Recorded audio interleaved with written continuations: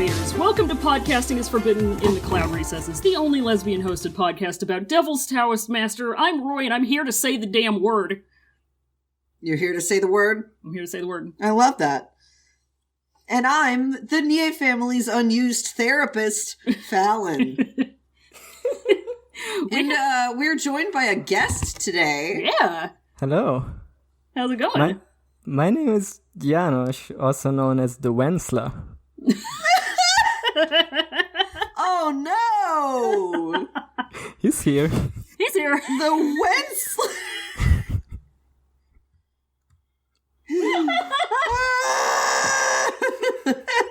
It's good. I mean, it's real bad, but it's good. I'd love to go on a podcast and immediately kill it. I love to go on a podcast. I love to go. How bad me be? We find out, don't we? We find out just how bad he be. We find out exactly, precisely how bad he be, so... Yeah. He's only doing what comes naturally. Thank you. Guess the fuck so. Yeah, some people just do what comes naturally to cope. Yeah. Sometimes what comes naturally is just being a terrible little gremling. Destroying ecosystems. It's fine. You just do it sometimes. He has a lot going on. It's normal. He's having a lot of family stuff happening. Don't you miss when animated movies weren't political? God. Because the joke is they've never been political. Their source material is certainly political, but yeah, I don't know if y'all have actually seen that movie. I've seen half of it. But I've watched people talk about it in a neutral to negative light, and I'll say they really shit the bed on it. I don't know which movie one? you're talking about, but this could go for any animated movie. Who's the Wenslers movie? Oh, the Lorax, yeah. The Lorax, the man. I have only seen the How Bad Can I Be scene. Yeah. What word do you need? Like, really? I've seen enough Wensler content on Tumblr. I was there during that time period. Uh-huh. Yeah, I think we were all friends with one person who was really, really into it. Yep. Hold on, I have to cough. Great for them. Not allowed. Yeah. We're here to talk about Dr. Seuss's The Lorax. Also known as Chapter 49, Guile Part 4. Yes. There was a Q episode this week, but I just remembered that it existed like 13 minutes ago, so I'm not going to talk about it this week because... I just want to say, because it's very easy to condense. The newest Q was Lan Wangji trying to be a cool brother and introduce Shichen to new foods that he's never tried before. Ironically from Yunmeng, and they're all fucking gross. And the first one literally kills him. He just fucking dies. It kills him. His soul leaves his body. He's dead. Because it's an unripe lotus seed pod, and they're fucking toxic when they're not ripe. So Lan Wangji fucking killed him. And it's because Wei Wuxian put on his troll face mask and decided to tell him wrong things about food. Yeah, he told him extremely wrong and funny things about food that ended up not doing Killing very good things to his poor brother. So what is this Q thing? Oh, so what we have right now, instead of like an actual season of the show, is a season of little like 2 or 3 minute long chibi episodes where they just do like shenanigans. Oh, is this the one that's... Oh, okay, yeah. I think I've seen like... Yeah, where they're very small and their heads are very big. Yeah.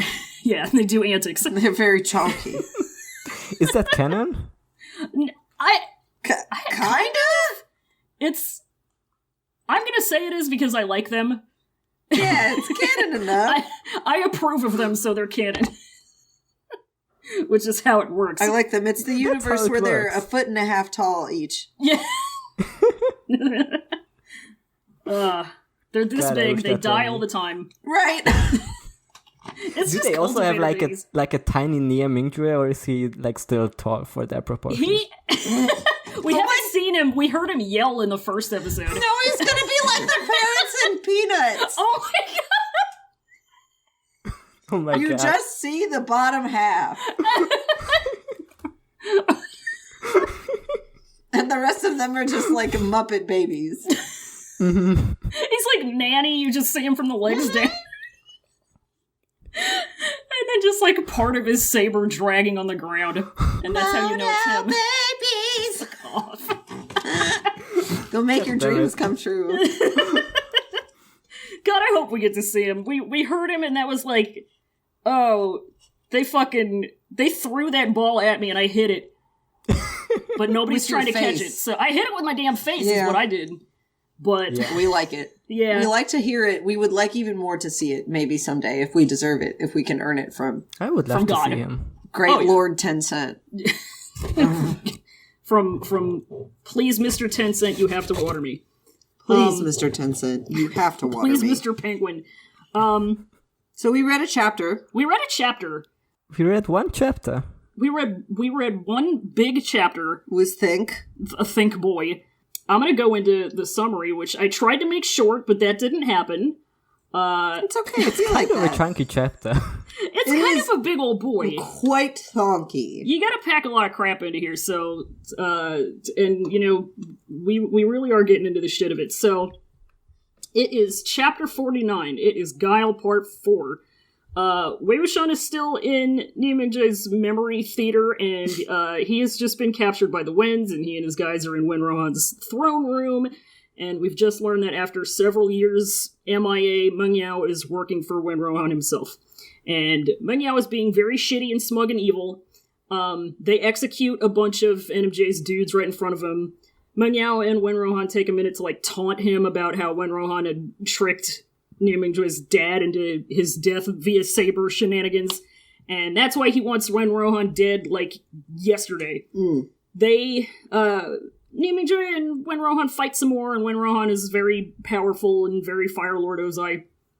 And he basically defeats NMJ.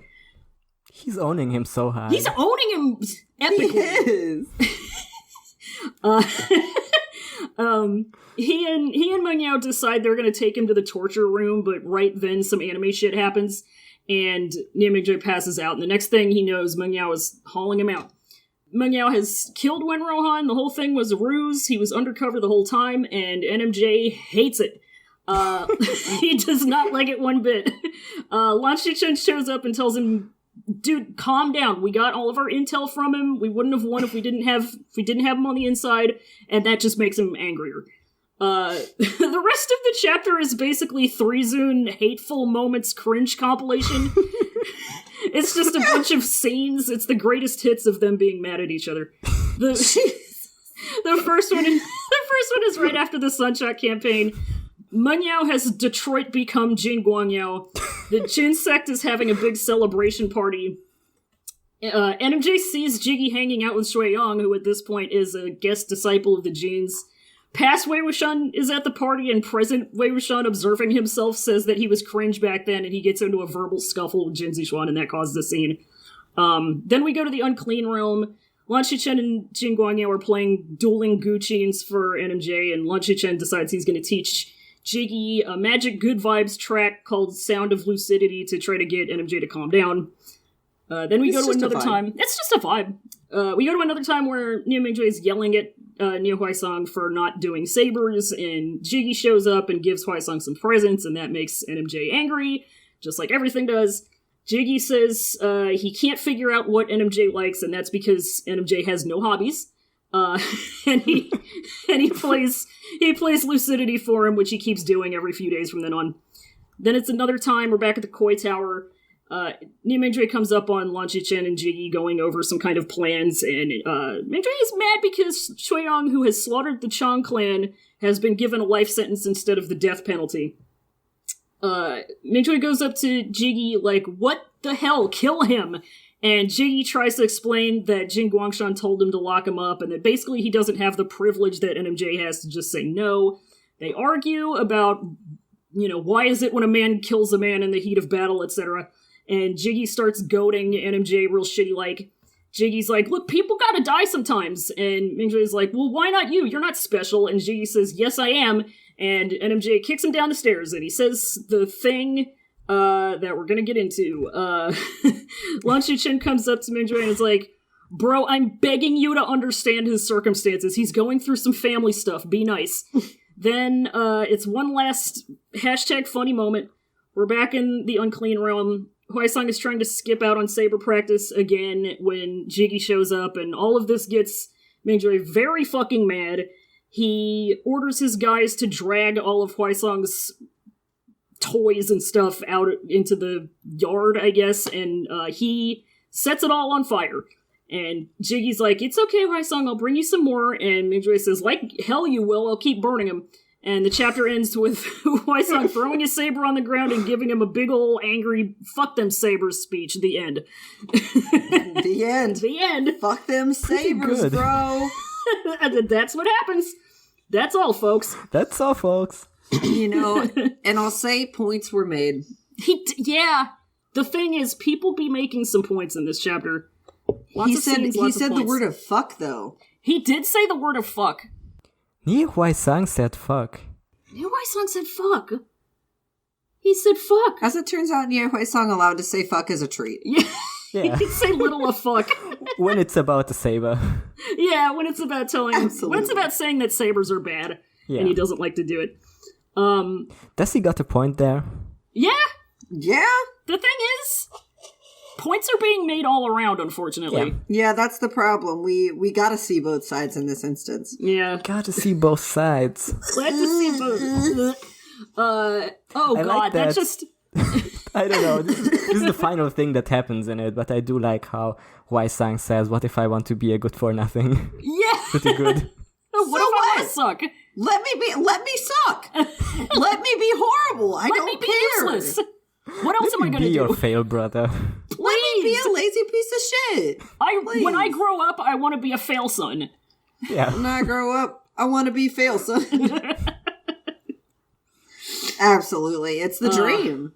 Jesus. So, we're starting the chapter with war stuff. Yeah, we're starting the chapter with more POW stuff. things. Jiggy is making that smug white cat face at New Mingjoy for like the first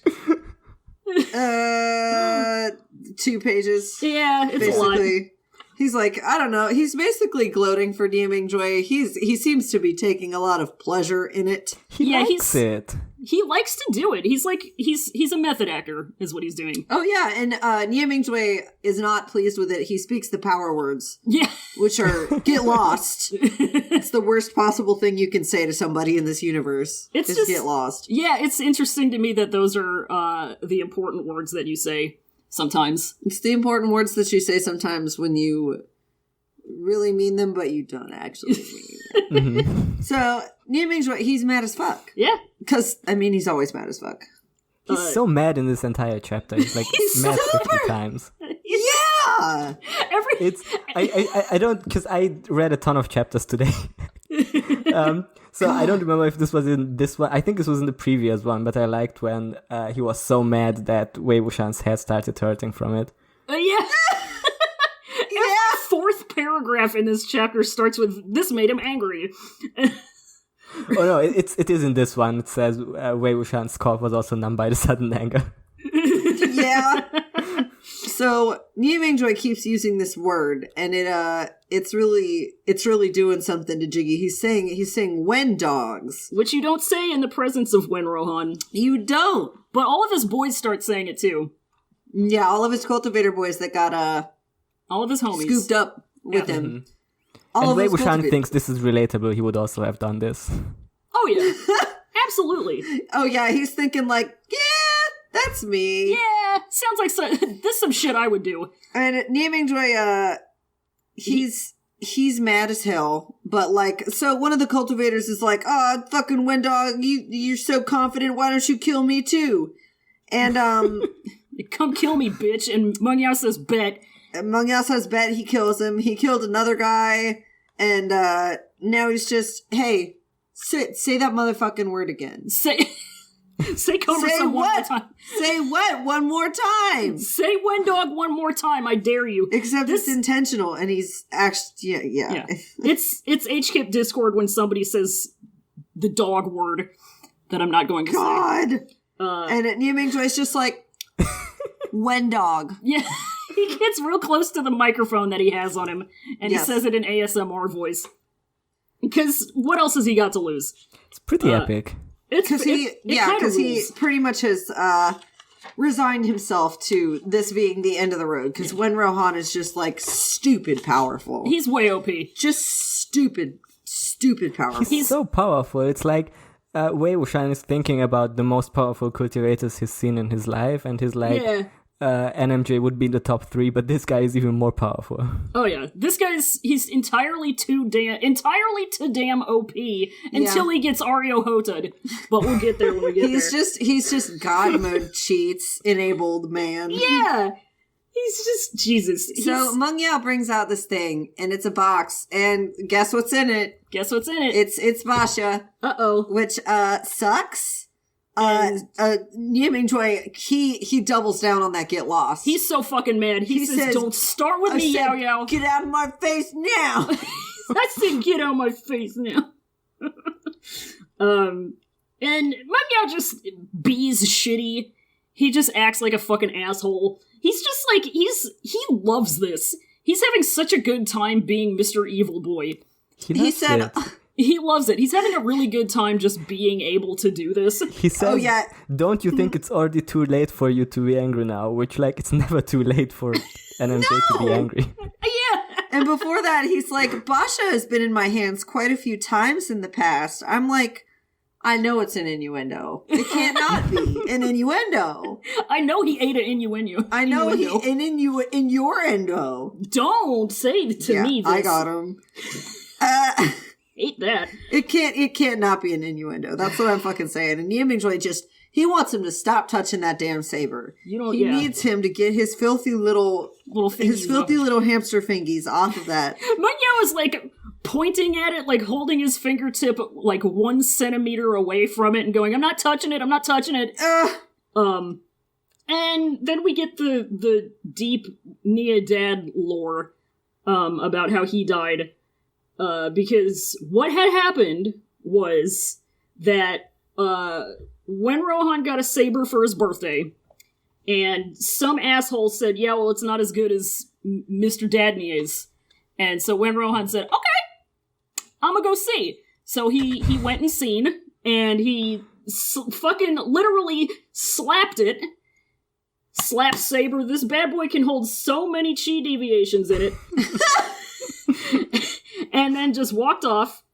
But what he did when he slapped it was he started the ball rolling to get Dad Sect Leader Nie killed in the old Robert Baratheon kill him in a hunt gambit. Well, here's the thing. He didn't die in the hunt is the problem. He died as a result of it. He definitely died as a result of it, but he suffered in agony for months.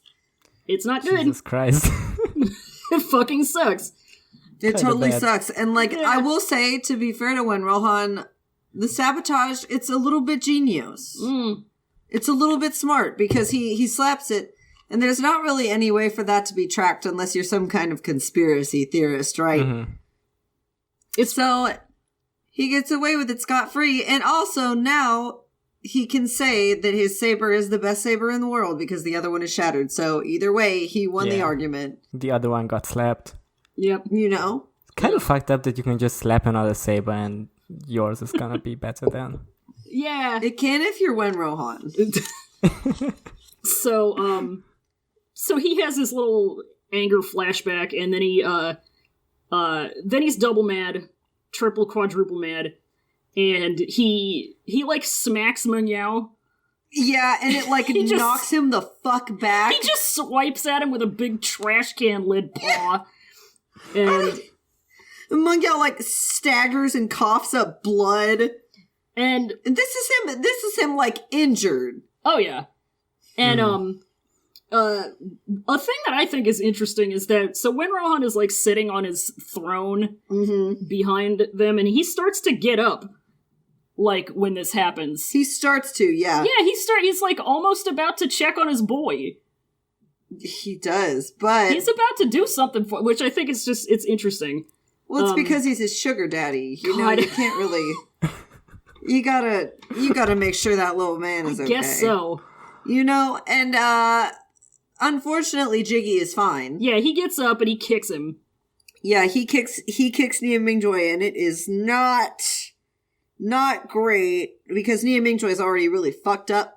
The thing of it is, Wei Wuxian watching this calls it, he's like, wow, I didn't know this happened, and he calls it a marvelous detail. Oh my god!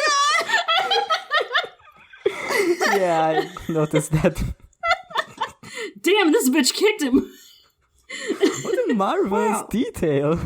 Wow, Lian Fangzun kicked Chi Fangzun. That's so delightful. Whimsical. So NMJ just, like, he gets back up again, and he slaps Meng Yao's sword into pieces. Yeah. Yeah, Pretty he says, cool. fuck that Just sword. casually. Oh, yeah. Because Meng Yao is really about to do it. And then he gets Is kind Manyao's of... sword, like, bad, or just does NMJ just has a really strong hand? I think it's supposed to indicate how tough and strong and big boy badass NMJ is. Yeah, how strong Because, he is. yeah, because we're about to see how easy it is for Wen Rohan to kick his ass Yeah. in comparison. So, Nia Mingjoy shatters his sword, and he goes crawling as quickly as possible, which is very fucking quick, to the throne with, like, this huge trail of blood trailing behind him. And he picks up one of the Wen sect disciples, who they're all kneeling, kowtowing to Big Boy Wen.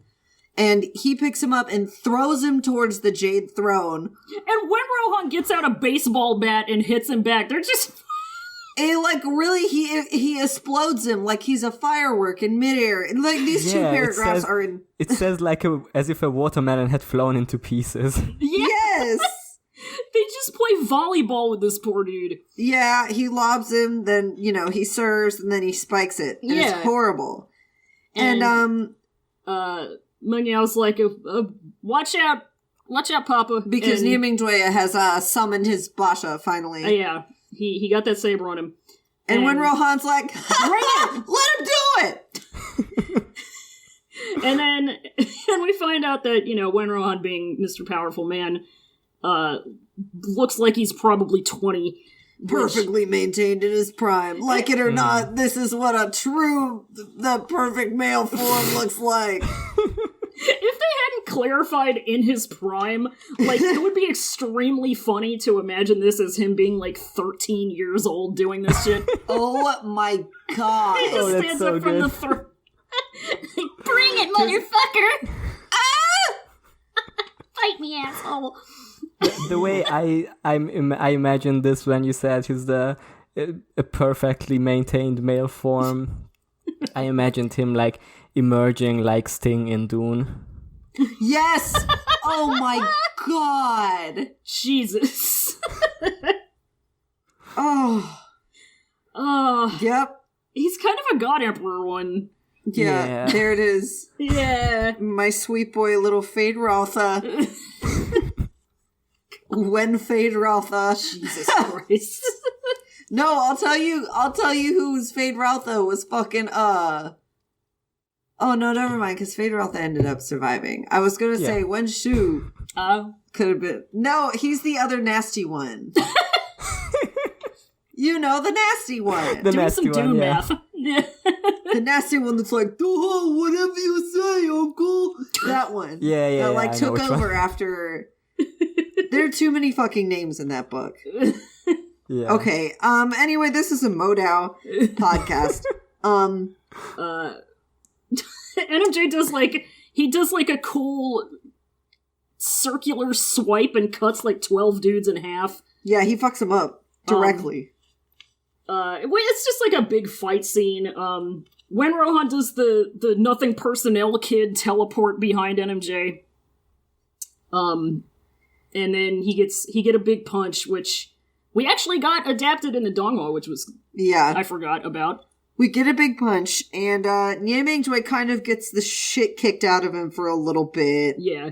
And Wei Wuxian is like, wow! Wow, we're about to pass out. We're literally about to die right now. Wei Wuxian is crazy. secretly shocked at this point. Oh, yeah. And Meng Yao's like, oh my god, I'm just so embarrassed. I barely even needed your help. And when Rohan's like, haha, yeah, you fucking suck. Meng Yao's like, ha ha ha ha ha ha. Like, see, when Rohan says that, like, I thought at first that he was that he was calling Meng Yao that, but I think he's calling NMJ that. Really? Yeah, because, like, Meng Yao starts laughing too, and then he, because, I mean, like, he just kicked this dude's ass, right? Yeah. But, so, I don't know. I think also, maybe it's Meng Yao, like, maybe I'm hashtag thinking too deep here, but maybe it's Meng Yao just, like, accepting that Wen Rohan is a complete fucking asshole to him and just being like, haha, you're totally right. Yeah, just... It's like, yeah, thanks.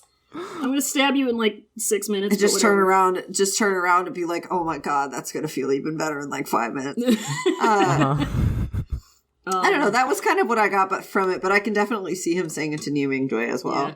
Which, like, when I thought about if it was NMJ, I was like, well, that's an interesting choice of words. And then it made me, like, wonder how many things like that I read as possible, like, arc words or just thematic shit is, like, actually in the original text. Right. Like, I don't know if like, Exiled Rebels used this exact phrase because it was just the best choice of words for this particular usage of it,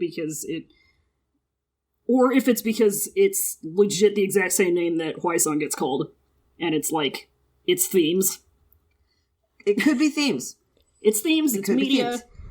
It's Betty media. But fucking, anyway, when Rohan's like, so this is the dude who killed Wen Shu, right? Meng Yao's like, yeah. So are you gonna kill him now? Or do you want to, like, take him to the Fire Palace, maybe? My personal suggestion. Do you want to get a bag and, like, take him home for later? Yeah, like, what I've really been feeling lately, and I don't know if you want to try it out, is, the Fire Palace, actually. Like, he's fucking helping him decide between which wine to buy.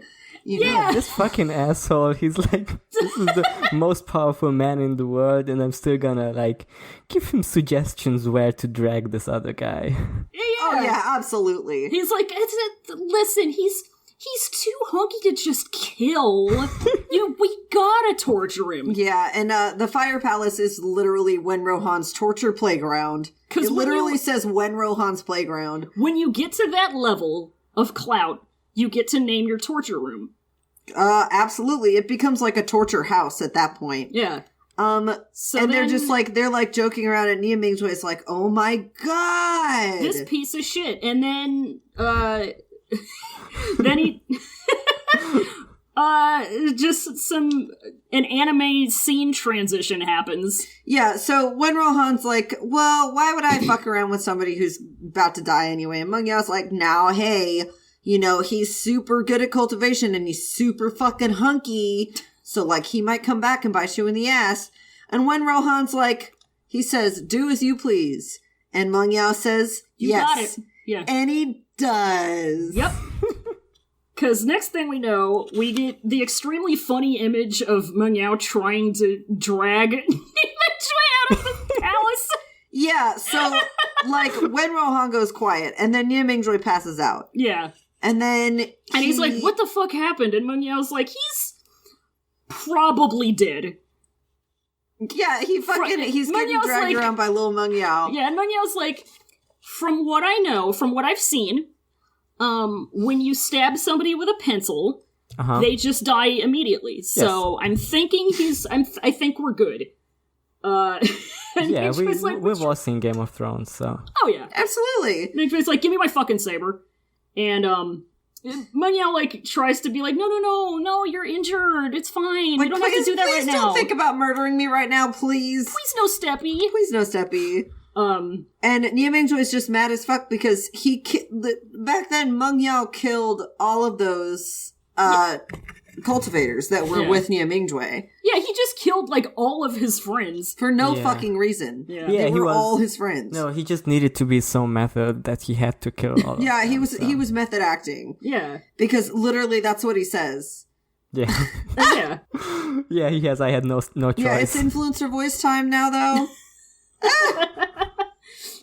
Yeah, he's like, you don't understand. I was put in a really uncomfortable situation. I just had no choice, okay? Like, I just really need you to think from my perspective and just see what I'm saying. Like, you need to understand.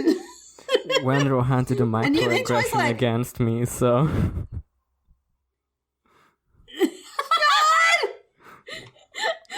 You still killed him, so, bye. Yeah, like, funny joke for Meng to be like, we just have to see things from each other's perspective, and then, like, immediately judges NMJ's perspective every single time. Uh-huh. It's like, which is worse? Like, not even trying for a second to even entertain the idea of seeing things from somebody else's point of view, or doing it but being so in your own bullshit that you come away with this, like, skewed interpretation of it. It's like, one's in bad faith, and then one's in no faith. Yeah. Yeah. Which is... pretty good characterization, honestly. You know? Yeah, it's great. And New Ming Joy's like, no, we're not gonna do that. He just straight out refuses. Yeah. And Jiggy gets mad as hell. Yeah, he's very mad, he's very upset, he's very tired, he's a sweepy boy. Yeah, and he's like, don't you get that if I hadn't have killed them, you would have been dead instead? And once again, every third thing out of one of our mouths in this episode is gonna be, and then NMJ gets mad. Yeah, NMJ gets mad again. Surprise, you guys. Surprise. But it's like when I'm reading this, like I see that he's getting mad even though he, technically almost died, but still, But at the same time, I'm still clapping at, like, almost everything NMJ is saying with his mouth. Yeah! We like to hear it. He gets mad and I can't help but clap. It's so good when Meng Yao says if we think from each other's perspective and he just says we won't. Yeah. It's so good. It's so good. It's really good. I don't need to see anything from Meng Yao's point of view. Fuck that kid. Fuck that guy. So I don't like a top 10 anime betrayal against me, so why should I value when he does the same against Wen Rohan? Yeah. Like, who are you gonna do it against next? Not gonna be me. Couldn't be me. Yeah, couldn't possibly be me. So, I mean, this is basically Jiggy being like, if you kill me, that means that you're not gonna have that good reincarnation, and it's gonna be bad for you. And Yimingjoy is like, all right, fuck it. I'll off myself after I kill you. I'm cool with that. If that's what has to be done, bye. And Meng Yao, like, they do like a fucking Tom and Jerry chase. Yeah. Wei Wuxian is watching it and he thinks it's hilarious. Yeah, Wei Wuxian is having a great time. He's loving it. It's so good. Because, like, not only that, but Nia Mingjoy is so fucked up right now. Oh, yeah. And that's basically the only reason Meng Yao is, like, still alive. Yeah, it's the only reason he's able to, like, fucking, do a little jig out of the way. Yeah. Yeah. And so suddenly somebody's like, bro, what's going on? What? Is it for the first of... Or, well, I guess the second of many times, Lan Shichen shows up just in time to see the very end of it, where Mingjoy looks the worst he can possibly look. Yeah. And he immediately... and Meng Yao looked as if he had just seen a god from heaven. He's literally the luckiest man on the planet right now. One god. That's on life. So Shichen's like, hey, easy. It's like us when we try to feed the cats and they start slapping each other. It's like, come on! Can we calm down, please? What's going on? Because Mingjoy is still trying to attack Meng Yao. And Lan Shichen's like, look, hey, come on! Why bother? And then Mingjoy is like, why don't you ask Jiggy what the fuck he did? Yeah. And no, Shichen's Jiggy's like, the good guy. Why, why would I ask him that? Yeah, he's never done it to me. He's never killed me. So how could he be a killer? Yeah, Jiggy says, I've never done anything wrong ever in my life, and Shichen says, I know this and I love you. Yes. And so he immediately just, like, simps for Jiggy. He's like, look, he it's fine, okay? Do you know where we got all of our tactical information? And NMJ says, you? Daga. Shichen's like, okay, let's run it back. All right, let's run it back. Hit rewind. I delivered them. Do you know what the source was? And Nia Mingjoy's like, oh, God. He's like, God damn it. And Meng Yao is back there, like, completely silent. His brows twitched uncontrollably as though he couldn't believe the matter. It's like, sorry, I got too excited. It's like when you do something right at work, but you like one of your managers doesn't believe that it's the right thing to do, and so you have to go through everybody else until you're finally proven right. Vindication. Shichen's like, yeah, like, of course he's the one that gave us all of our info. Otherwise, how else would I just happen to appear here? just And Nia Mingjoy is fucking speechless. He's so mad. And Shichen just, like, sims for Jiggy some more. He's like, he felt bad. It was so hard for him. Like, I didn't even know it was him at first. And we were, like, exchanging letters. It was normal. It was crazy. It's okay if you say you feel bad about it, so. Yeah. You don't even need to apologize. And Nia Mingjoy just, like, stares at him, and Shichen's like, he turns to Meng Yao, he's like, did you not tell Mingjoy that we were sending each other letters? And Meng Yao is completely silent. He's like weighing the options in his head of like, should I tell him that I couldn't tell him because I knew he'd get like this?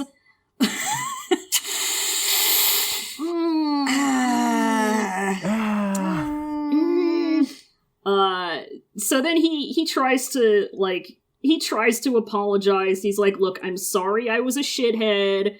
I'm sorry I really liked getting to bully you. I'm sorry I killed all of your guys. Yeah, I'm sorry it felt so good when I killed them. Yeah. Sorry I took pleasure in every single second of it. My bad. Sorry I have a twisted mind. Yeah. Sorry I became the Joker for a little bit out there. Not my intention. Apologies for my Joker shit. And it's like, don't apologize to me, apologize to my dead boys. And Meng Yao just tries to, like, justify his shit some more. He says, what happens in Shishan stays in Shishan. So Shichen is still like, look, he just had to do some things. It's just like that sometimes. Sometimes it be like that. He felt really bad, though. And Wei Wuxian is like, so Wujun, you beautiful idiot. He sees the birth of his simping. So there's just like a bit about like, you know, their viewpoints or whatever. And then Mingjoy is he's the most mad he's ever been, and he slices a big rock in half and mopes off into the sunset. Yeah. He's just mad. It says, even in the end, the saber couldn't fall on him. He just couldn't do it. Can't do it. And he stalked away. Yep, and he lumbers off into the sunset like an angry bear. And so Meng Yao becomes famous after that. Meng Yao become famous. The sacrificial Meng Yao. Meng Yao become Jiggy. Meng Yao become Jiggy. Meng Yao sacrificed Meng Yao to become Jiggy. And we get like a bit about like why they became sworn brothers, the three of them, because as I said a few episodes ago, Shichen's genius idea was like, I know what's gonna solve this. Bro marriage. Yeah. That always fixes things. Yeah. And as it turns out, it would be politically advantageous as it happens. Yeah. And NMJ like basically agreed to it because he's like, well, he just wanted permission to mother hen Jiggy. Yeah. Like legal permission to mother hen him. Yeah. Let me adopt this boy. Just do big bro shit. Yeah. He wants him to be a nice boy again. He does. He really believes in him. It says he wants to lead him on the right path, but good luck with that. Yeah, really? So then it's time for the flower banquet? The flower? Sure. It doesn't sound very delicious, but we're gonna see.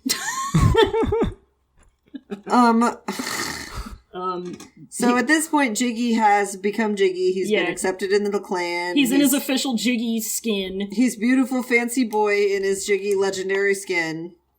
And unfortunately, Shueyong is here too. He didn't have to be here. Nobody asked.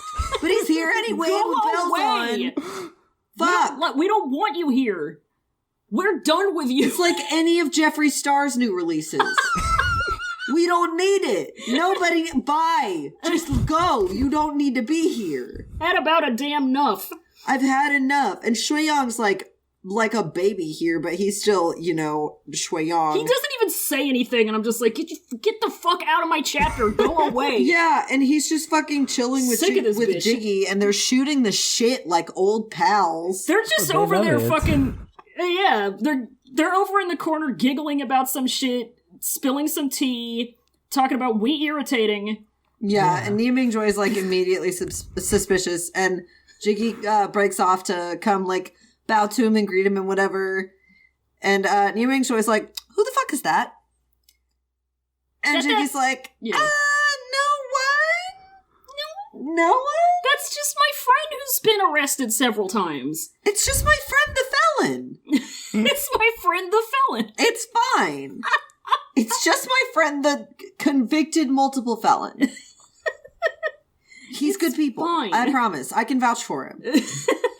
And MJ's like, what? Why are you wasting your time on that piece of shit? And sorry? Like, he's ours now. I just think he's neat. Yeah, he's my new adopted son. Yeah. Get used to him. And then the Lawn Boys show up, and Wei Wuxian becomes... we get his... He's normal. He gets extremely normal about He has a normal response to a dude. He has a very normal response to Lan Wangji. He has a normal response to these two dudes who walk in, and they're so beautiful and so ethereal. He's so stupid. He's so stupid. It takes like fucking 3 paragraphs for him to get through how beautiful the lawns are. And at the last of what it says, regardless of whether or not he could hear it. Heterosexual dudes just be like that towards each other. It's fine. It's normal. True. But here's the most heterosexual part, right? He says, regardless of whether or not he could hear it, Wei Wuxian shouted happily, "Lan Zhan, I miss you so much!" Stupid! He's so dumb! God! Saw him like 10 minutes ago. He's so dumb! God! No, Your physical body is in a room with him. He's so stupid. God. I really hope that, it'd be really funny to me if anything that he was, trying to say while he was under empathy, came out of his body, like he was mumbling it while he was asleep. Like he's talking in his sleep. Yeah, like he's sleep talking. It's like, I just miss you so much. Like how I laugh in my sleep. There's so many, this... I don't know if this is just a translation thing, but there's so many ha-has he says here. I know. That's a big string of ha-has.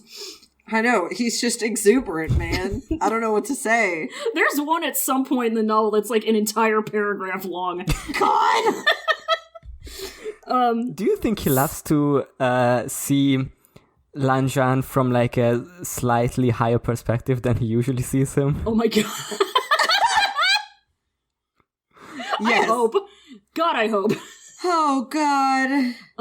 So, speaking of Wei Wuxian seeing people, he sees Zhangcheng come up. The grape is here. And himself is also here. Yeah, he's looking so cool and edgy in his Hot Topic head to toe. With his platform boots that he got from Walmart. And his dollar store black eyeliner and his fishnet arm nets. Arm socks. Yes, fishnet arm socks that are literally just socks that he changed because he wanted to look cool. God. This is the best part, and this is like one of the best parts in the entire book. And Wei Wuxian sees himself, and he just immediately wants to kick his own ass so bad. Literally, he cringes. It's cringe. It's fucking so cringe, bro. It's so cringe. He's like, oh my God. Are you shitting me? Really? The root of his teeth even cringed in soreness. He's so disgusted. He's like, oh my God. It's so good. And I'm like imagining Wei Wuxian at this point being like young Wei Wuxian being like those guys who dressed up like the Matrix when the Matrix came out. Oh my God! He's got the sunglasses and a trench coat. Yeah, he's got the full length leather trench coat. Yeah. He shops for swords at the mall. He's studying the blade. Yeah. It's the trench coat, but he's got on like the light blue carpenter jeans under it. You know what I'm talking about? With like the wide leg. God. Yeah. Oh, God. He's got the trip pants. No! So Zhang Chun comes up and he's very Mr. Formal Boy. Wei Wuxian is being a troublemaker. He's just like existing there and like doesn't even say anything, but he's just being shitty. He's creating problems on purpose. Yeah. I feel like, Zhang Chun might have done bad things in his life, but like if I imagine him in this situation and how cringe his friend there is, Yeah. God. He's a saint for putting up with this in any capacity. He truly is. If you think about it. He's trying to be professional. He's like when you get out of college and you have like your very first big boy job, and he's trying to do the best he can at it. And Wei Wuxian comes up and they walk away, and memory mind palace Wei Wuxian is like, what are we talking about? Oh yeah, I remember. I'm making fun of him for being shorter than He's like, look like that's taller. a difficult thing to be. Like, look how much taller and hunkier Chifeng Zun is than you.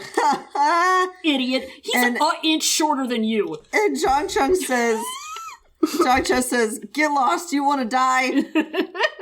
Mad as hell. Just imagining them, like, having this conversation in the middle of this fancy boy shit is in the middle of, like, the most important people in the world being, like, in their close proximity. Oh, yeah. They're so terrible, but they're so funny together. And so Nie Mingjoy's like, why isn't Wei Yin carrying a sword? Where is this guy's sword? Where's this guy's sword? This guy's got no class, walking around without a sword. And Lan Wangji says in a lukewarm tone, he probably forgot. He probably forgot. Which, hey, forgot. Lukewarm, not cold. Yeah? That's something, okay? Yeah. Are we taking note? He's getting I'm there. taking notes furiously. Thank you. I was yesterday. I am writing it down. You're taking notes as furiously as I was yesterday when I found out that we were recording at 4 p.m. today and not like when I reminded the evening you times. When you reminded me, I'm sorry because I learned it and then forgot. It happens. Yeah. Forgot just like Wei Wuxian forgot his sword. Yeah, he forgot his sword, and Nie Mingjoy's like, damn, really? And Lan Wangji's like, yeah, it's just normal Wei Wuxian shit. It's fine. It's fine. And Wei Wuxian's like, oh, talking shit about me, huh? Got you now. Heard you were talking shit! And look, He's doing his best. Like, how is this shit talking? Like, what else should Lan Wangji have said? I know. He's answering a question. Like, come on. Yeah. And then the next like 5 paragraphs or so are so fucking good. So Shichen basically says, oh, that Wei Wuxian, if he wanted to run around the event butt nude, I would simply find it boyishly charming. And Lan Wangji's like, frivolous. And then like, Shichen looks at Wangji and he's like, why are you still next to me? And Wangji's like, I got nowhere else to be. I'm just following my brother around. You're the only person I know here. That's so and relatable. Shichen's like, right? Like, Shichen is his social lubricant. yeah. Lan Shichun's like, didn't you, like him back then? Don't you want to go talk to him? Don't you want to go talk to your buddy? He's gonna get his ass kicked out, knowing him. And immediately there's the ruckus of Wei Wuxian making trouble across the room, yelling at Jin Zixuan. Yeah, always. Yeah. Pretty much always yelling at Jin Zixuan. And Jin Zixuan's like, fucking leave me alone. I was asking Sect Leader Zhang, okay? And also it was about, Zhang Yanli, so, what's it to you? Yeah, it's none of your business. Sorry about it. And, Jin Zixuan basically starts to be like, Sect Leader Zhang, are you gonna deal with this asshole? He's your problem. Lan Shichun's like, why have they begun to argue again? It's Tuesday. Okay, yeah. That's it. They got their mouths open, don't they? So John Chung, tries, it's like, you can shut your mouth, and then he tries to be cordial. Wei Wuxian, shut up! Shut the fuck Listen, up! hey! I'm gonna take your fucking ass, shut the fuck up! Anyway, here for work. Hey, yeah, I'm so sorry about that. Don't embarrass me in front of my coworkers. Oh my god! And Wei Wuxian's like, I'm sorry? Because John Chun's like, oh, well, we can talk about that whole thing next time. Wei Wuxian's like, no, there's not going to be a next time, okay? God. It's none of his fucking business. I'm leaving. I didn't want to go to this stupid party anyway. And he's, on his tantrum shit, and he storms out. It's so fucking ridiculous. He's like, you can deal with whatever this is by yourself. And John Chung is like, oh, no. So Wei Wuxian leaves, and Lan Wangji tries to go after him, but then Jiggy comes in and stomps his foot on the ground and throws a little tantrum about it. He's mad. He's mad in the hamsterest way possible. How do you fix a problem like a John Chung? That's basically the problem that he's having. But this is a guy who has already double-crossed two extremely powerful people and killed the most powerful person alive. So, And he's just, so in knots over what to do with John Chung. Yeah. I guess killing him would be a little too soon. What am I gonna do? He doesn't like my party! I was trying for this to be a good time. I just want everyone to enjoy themselves. How do you fix a problem like a weighing?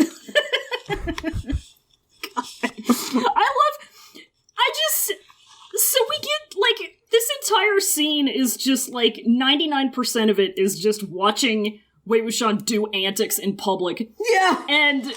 He's so embarrassing. He's so embarrassing. And I love that, we're seeing all of this through NMJ's POV, and, it ends with him just being I don't give a shit, and moving on to the next thing, but he, I guess watched long enough for us to get this bit. It's levity. Yeah! He's like, this might be laugh material for later. I might as well save it in the old dompies. Yeah. He doesn't fucking care, and so he's like, okay, whatever. He just looks away. And but then... this is how does this mind palace shit work, right? Is this the memories that were really important to him, or does Wei Wuxian just play back everything? I think it's the soul or whatever of the person that you're that you're in their mind palace. Yeah, because then that means that this extremely serious guy, Nia Mingjue, really kept this entire memory of all this Looney Tunes bullshit going on. Oh, right? Yeah! It's just inextricably tied with him seeing Jiggy hanging out with Shui Yang. Yeah. Maybe this party fucking sucks. maybe his memory was tickled a little bit by Wei Wuxian being the one that's attached to him. He's like, oh yeah, while you're here, come look at you being an idiot. Yeah. I got it in HD. Here, you might like this. I have a Wei Wuxian cringe compilation saved here. Yeah. That's all it is. And so they kind of do a jump cut to Lan Shichen playing the sound of Lucidity. Sound of who? Sound of Lucidity. Sound of Lucidity. Yeah. That's it. The Sound of Lucidity for Nia Mingjoy. And Jin Guangyao walks in and is like, well, you're so good at Gucci and I better just fucking kill myself. Fucking hate when people do this. God, oh my god. Watch this. God. God, self-deprecate more, you obnoxious, weird little jerk. This is apparently, by the way, what I heard. I'm not sure if the story is confirmed because I heard this like 10 years ago. But apparently there was a time when Michael Jackson heard Prince's new album and just threw his own new album into the garbage. Yeah. That sounds about right. Oh my god. I mean, you truly... Nothing compared to you. To ooh. Nothing compared. Not even little Michael. Little Mikey. So this bit is like very short. Basically, Shichen's like, didn't your mom teach you Gucci? And Jiggy's like, no, I did it. I'm Mr. Autodidact. Yeah, she basically taught me how to read and write and all that shit. And also she bought me those like super expensive fake cultivation manuals. She joined a cultivation MLM. They just sell pamphlets. It's not a very good business structure. He says that she spent all of their money on these things, even though they were shitty and fake. Like, food 200, data 150, rent 800, cultivation books 3600, utility 150. Someone who is good at the economy, please help me budget this, my son is dying. That whole thing, yeah. You know. And Shichen, like, blows smoke up his ass as he does. Of course. And they just, like, fucking flirt. They're just like, he basically teach me. Yeah, Jin Guangyao's like, oh, I couldn't inconvenience you to teach me a song, could I? And Lan Shichen's like, no, it's not an inconvenience at all, baby. Sit down. I've got you. So he teaches him Sound of Lucidity, which I'm sure we'll never see again. Well, he brings it up, and NMJ's like, don't teach him that. That's y'all's business. Yeah, he's like, come on, that's literally your business. You shouldn't leak that to the people. And Lan Shichen's like, well, one of us is an emotionally unstable wreck monster man, not naming names. So maybe it would be useful for if I'm not here. One of us was born on a mountain and lives in a cave. We're using anything that works at this point, okay? And he immediately backs off. NMJ can't say no. He can't say no, and also, like, he knows in his heart that they're right. He's not going to say it because he's a Leo, but he knows in his heart that they're right. This coming from a Leo, yeah. This coming from an Aries, also, yeah. This coming from a Sagittarius, I have no idea how all this shit works. There you go. So then we get another jump cut, and it's time to be mad at Hwaisong. Hey, yeah. Yeah. Time to be mad at Hwaisong. So he's laid out all of his beautiful fans that he's taken on his trip. He brings all of his fans everywhere. Yeah, he brings no, not all of them. He brings an assortment to match his outfit. Yeah, only about a dozen. Yeah. About a dozen. And they're all lined in gold. They're all super pretty. And he walks in and he's like, hello. And Hwaisong is like, what? Hey, like trying to like shove all of it underneath the carpet. And Nia Mingjoy's like, where's your saber?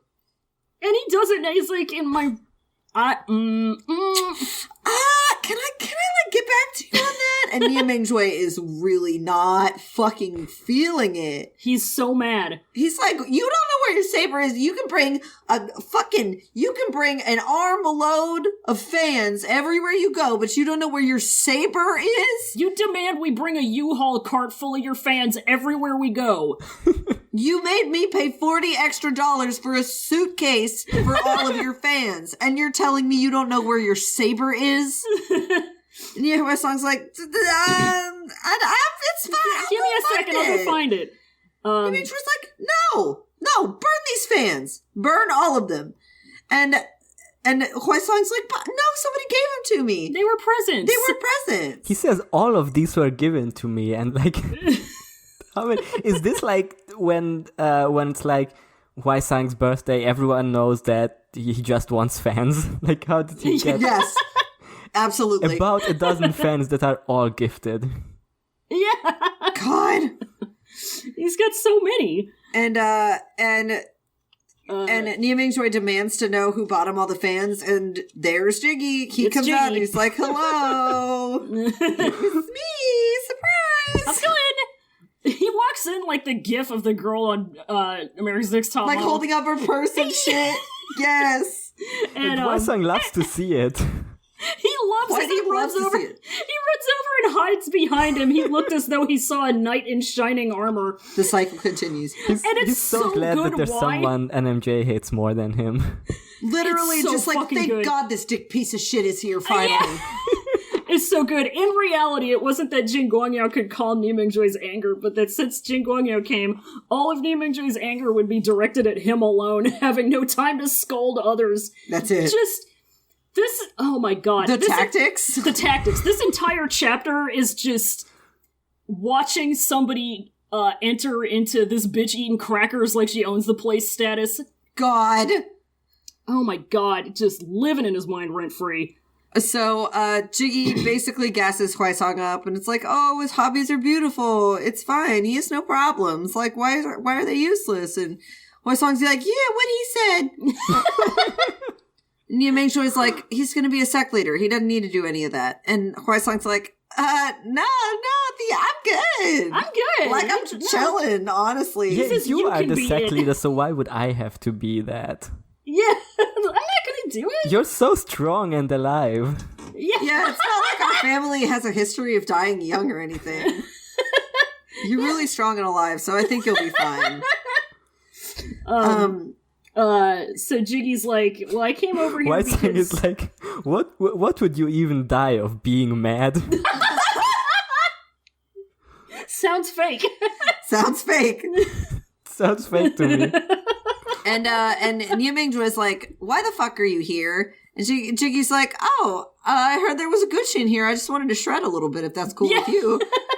He picks it up and starts playing Stairway. Nia Ming-joy points to the sign. Yeah. Yeah. So Jiggy's like, well, you know, Shichen is really busy doing Cloud Recesses stuff, so I thought I'd come over here and do it, and Ming-joy's like, I don't give a shit, do whatever. Huaisong pops out from, like, behind his door, and he's like, I want to hear the song! Ming-joy's like, go back to your room, this is... Ming-joy's just like, Ming-joy just... He just loves the song. He loves that song. Ming-joy's like, fuck off! He's like, that's my jam, though! Nia Huaisong gets about. Nia Ming-joy... Ming-joy tells him to go back to his room. I'm like, imagine... And he goes to the living room for the presents that Jiggy brought him. I'm just imagining, like, you know, someone whipping out the guitar at a party, and he says, anyway, this is Wonderwall, and Huaisong just pops up. I want to hear that. Oh, that's my jam. I want to hear Wonderwall. Do you know how to play Toxic by Britney Spears? Do you take requests? So Ming-joy just, like, complains about Huaisong. And Shichen's like, hey, have you ever tried, like... Or Jiggy, you mean? Oh, yeah, sorry. Woo. And Jiggy's like, have you ever considered, like, being nice? And Ming-joy's like, no. He's a total useless piece of shit. He's being a useless piece of shit all day and collecting all these fans. And Jiggy's... Even when it blades at his neck, he's like this. And Jiggy does, like, a casual, you know, I totally know your brother better than you do moment. Flex. And he's like, oh, well, it seems like he's a good for nothing, but you know his heart. It's really somewhere else. That's how you... Yeah, you just gotta gift him a dozen fans, and he's gonna love You just have to buy his love and trust. God. That's how you really get NMJ mad at you, is suggest that you're being better to Huaisong than he is. Oh, yeah, absolutely. He gets so fucking mad. Oh, yeah. And Ming-joy's like, oh, well, I guess you do know him better than I do, huh? And Jiggy's like, well, I mean, I kind of know everybody better than you, but that's just because I don't know you at all. You just have no hobbies. You're just a tough nut to crack. And we get this big paragraph about how Mingjoy hates everything. He hates everything. He's hashtag existing, just literally. He hates... Yeah, you want to befriend him in, like, Stardew Valley, and anything you give him, you're just gonna lose hearts. Oh, yeah. Oh, my God. He doesn't care. He doesn't care. He hates everything. He's never had a good time ever in his life. He doesn't want to do anything other than practice saber, meditate, and kill the Wens. Eat hot chip and lie. Eat hot chip and lie. He's like... Yeah, he has no hobbies. He hates everything. You ask him if he likes to have fun, and he says, I fucking hate it. But the thing is, it is kind of the genius's way of never being manipulated. Is just don't like anything and nobody can take advantage of it. It's honestly genius, yeah. The genius's way. It's the genius's way. One weird trick. Yep. This will change your life forever. Chief cultivators hate him. So, fucking... So Jiggy's like, now where's that Gucci? And he goes over to play, and so then he starts coming over every few days to do it, which is like a lot, but I guess at this point, I don't think he's leading the Ginsect yet, so he's probably got time. Yeah, he's definitely definitely able to make the trip. And Wei Wuxian's like, oh, okay, it seems to be working okay. And like, he's just thinking, like, maybe Shichen's not actually busy reestablishing the cloud recesses, and he's just like being sneaky about trying to get Nie Mingjoy and Jigi on good terms again, because like it's kind of working. It's kind of working because they're not having Gucci time. They're just like kind of chatting and having a decent experience together, like when our cats are 2 feet apart. Very rare, but we love to see it. Just kind of existing in each other's vicinity without fighting. It's nice. And meanwhile, Lan Shichen is back at the cloud recesses writing Niao fan fiction. He wants them to be buds so bad. He wants this to happen so bad. It's so important to him. Absolutely. So then we go back to the Koi Tower. And Shichen is there now. Yeah, Shichen is there, Jigi's there. The two of them are looking at some blueprints. And NMJ comes up and he's like, points directly at Jigi and is like, you! Get over here. And Shichen, like, he goes off, cause it's private chat time. And right out the gate, Jigi starts with some shit that, like, you do not say to somebody when they're extremely mad. Hey! Stop being mad! Have you tried not being mad? Yeah. Let's calm down, like the kindergarten teacher shit again. Yeah. Like to be fair, sometimes it is the only thing that works, but in this situation, he should have known. It was just going to make him angrier. Not if you're a guy who, like, you know, he gets mad just seeing your face. So. Yeah. Yeah, if you're just huge and mad and a guy who's also... huge and mad and a guy. Yeah. If you're huge and mad and a guy, it's not going to work very well on you. Yeah. And Nie Mingjoy's like, where the fuck is Shuiyang? What's up with this? Jigi's like, he's in jail. He's never going to see the light of day again. Justice has been served. It's fine. Justice has been served. And Mingjoy's like, okay. Has it, though? Is that what you said back then, though? Is that what you said would happen? Because I could have sworn that what you had said was he's gonna die for what he had done. And yet, now he's imprisoned for life. Yeah, but maybe him being imprisoned for life is even worse for him. Yeah, he's like, I don't know. Have you thought about that? Maybe him suffering for the rest of his life is just what he deserves. Yeah. Nie Mingjoy's like, he killed like 50 fucking people! He can go! Like if there's anybody who needs the electric chair. If there's anyone in the world, which in this universe there are not, in this universe maybe there are, in that universe maybe there are. Yeah. It's him! Just fucking do it! the good things that the good guest cultivator whom you recommended has done. And Jin Guangyao's like, I was shocked. I was taken aback by that when he did that. How was I supposed to know that the violent convicted felon would murder a bunch of people? And Nia Mingjoy drags him. Yeah. He drags the fuck out of him. He has tool video brain again.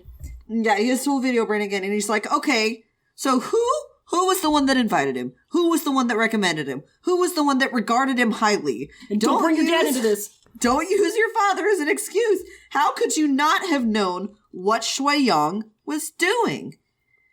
And Jiggy's like, listen, it was my dad, though. Listen, you don't understand. So I couldn't say no. Yeah, it was my dad who was like shooting the shit with Shui Yang just a few scenes ago.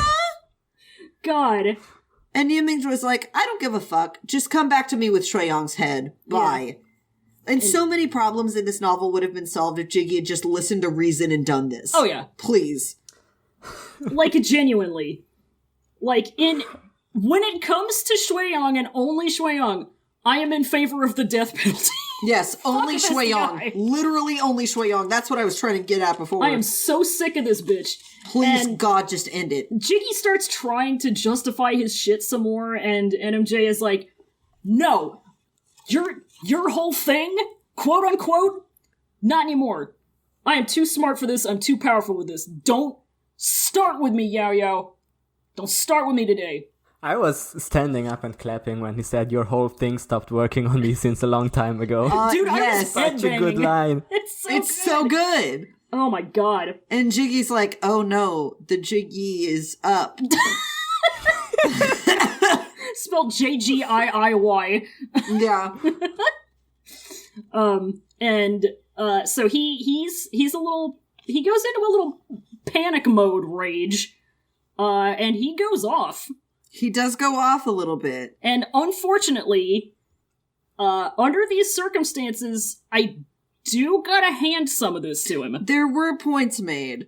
So he basically, instead of just emptily saying, oh, why don't you see it from my side? He kind of explains in a very exasperated way the disparity between just the class disparity. Yeah. Right? He's like, listen, okay, you're proud, you're righteous, you're not afraid of anything, you don't need to do schemes, but hey, I'm sorry, you're a kick-ass cultivator. Yeah. And you're a fucking noble. You've had all of these accolades and shit handed to you all your life. Meanwhile, I'm Dirt Boy. Everybody hates me because of my mom. Me. Nobody wants to give me the benefit of the doubt. Do you really think that Jin Guangshan is going to want me to have anything to do with any kind of power in Lanling Jin? Do you really think that? Like, I'm sorry. You think that I should fear nothing? I'm afraid of everything, even other people. And he says, he whose stomach is full believes not him who is starving. Which, wow. I hate when I gotta hand it to him. But I really do gotta hand it. Yeah, you do gotta hand it to him this one time. Dude, like, I've mentioned several times my very intense dreams where I have fights with people. Yes. Like, verbal fights. I had one, like, 2 nights ago where I was trying to, like, insist this exact thing to my grandma. Oh my god. And she just, like, wouldn't get it. Oh my god. But one other interesting thing that he brings up is he says Jin Guangshan would rather bring another illegitimate child back than want me to succeed him. Which is, like, if nothing else in this entire novel, like, that more than anything points toward me suspecting that Mo Xuanyu would have been in line to head them up had anything gone awry. I guess. Absolutely. Yeah. And that's why he had to go. Yeah. And that's why he knocked out. Yep. I mean, this is kind of a, worst person, makes a great point thing. Exactly. And it's like, just like, not to hand it to Jiggy again, but like I haven't read the rest of the book. I will. but up to this point, I have only read up to this chapter. Mm-hmm. Jing Guangsheng really makes my skin crawl. He's the worst. It gets worse. It gets worse. Imagine him being your father, so... Yeah. You did not need to put that evil into our brains, Janos. Like, that's not fair.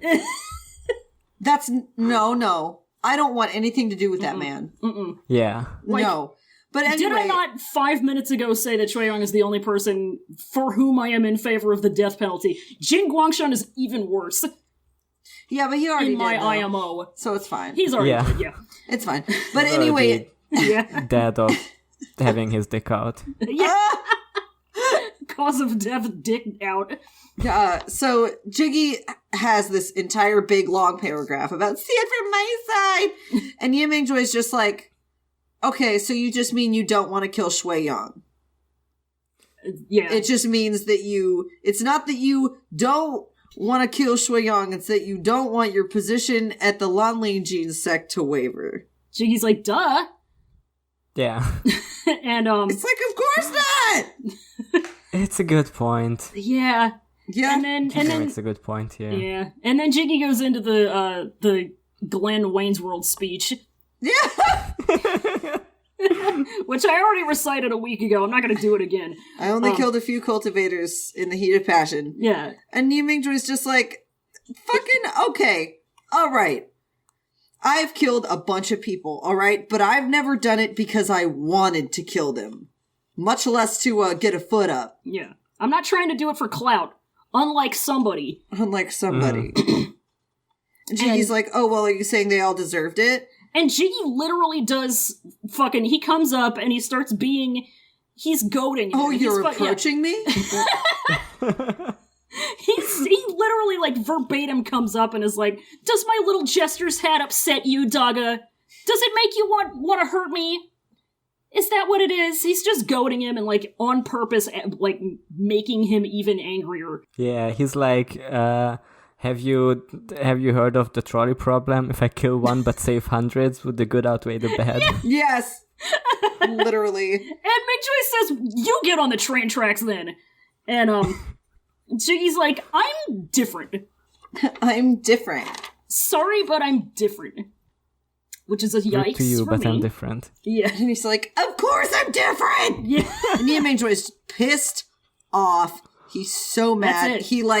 He lifts his foot, and Jiggy does nothing. Down he goes. And he kicks him, and he goes. He says the bad thing. And he says the bad thing as Jiggy is falling down the stairs. He did not have to say this, but he says, you know. Yeah. Yeah, it's his The heated bad. gaming moment. Like, this specifically was completely unneeded. Everything else was fine, but this specifically was unneeded. Oh, yeah. And Jiggy... Kicking him down the stairs, that was perfectly fine. But I draw the line at, that. But just don't say this thing, yeah. Yeah. Just don't say that stupid thing. Yeah. I'll excuse kicking somebody down the stairs, but I draw the line at acting like being a sex worker is a bad thing. I would not typically excuse someone being kicked down the stairs, but he has been conditioned to it, so it's obviously not going to kill him. Yeah. So Exactly. it's fine. He's got If immunity it happens to you once, it's not gonna kill you the second time. Exactly, that's how it science works. That's literally how it works. He's got Open up blueprint any science antibodies. book, you're gonna see it. That's it. I'm right. Sorry about it. Open up homestuck.com, then you'll see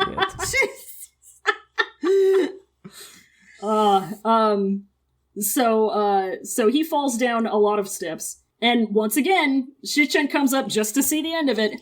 Ye Mingjoy's mad as hell. Shichen's like, what happened? What is it this time? And Jiggy's like, no, nothing, we're good. I'm imagining him saying this in, like, the most pathetic way possible. It's like, thank you for your advice. Like...